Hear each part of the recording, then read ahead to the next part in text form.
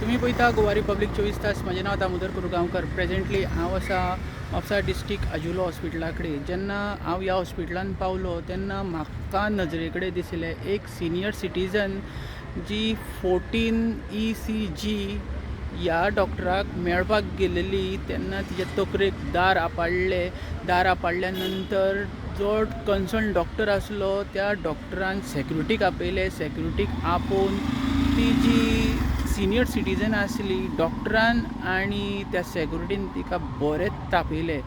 हे जगले प्रकरण घडलें, पण डॉक्टर जो आसलो तेका सूख पडना जालें. तो डॉक्टरान दार बंद केलें आनी परत त्या सिनियर सिटीजनाक बरेंच दार बंद करून तापयलें. अशें एक प्रकरण घडलें डिस्ट्रिक्ट हॉस्पिटल म्हापसा.